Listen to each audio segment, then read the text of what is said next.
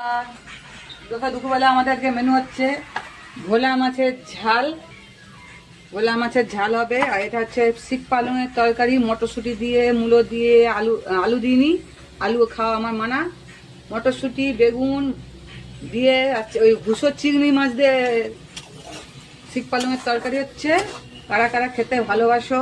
আর এইটা হবে ধনে পাতার চাটনি, সব রেডি করে আছে, শুধু বাঁটবো বিস্তারে।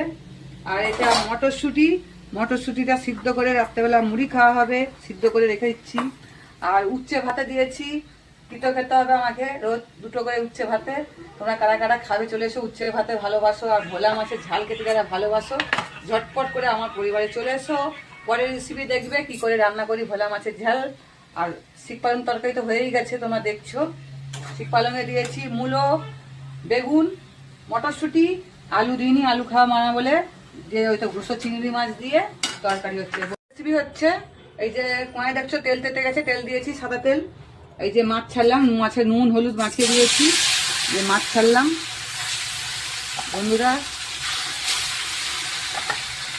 মাছ ছেড়ে দিয়েছি, মাছ হালকা করে তেলে ভেজে নেবো। তারপর যখন রান্না করব রেসিপিটা হবে মানে মাছের ঝাল, তখন আপনারা দেখবেন আবার পরের ভিডিওতে আছে। মাছগুলো ভাজা হয়ে গেছে বন্ধুরা, দেখো লাল করে ভেজে নিয়েছি। এই যে অন্য একটা পাত্রে তুলে রেখে দিচ্ছি।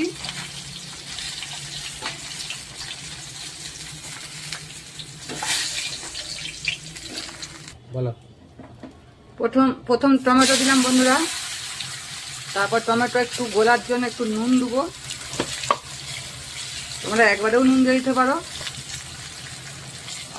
একটু দিতে পারো, আমি একবারে দিয়ে দিয়েছি নুনটা।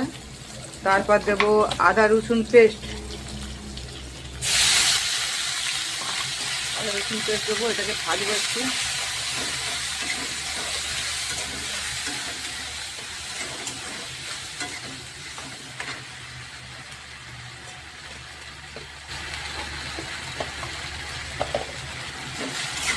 আদা রসুন পেস্ট দিলাম।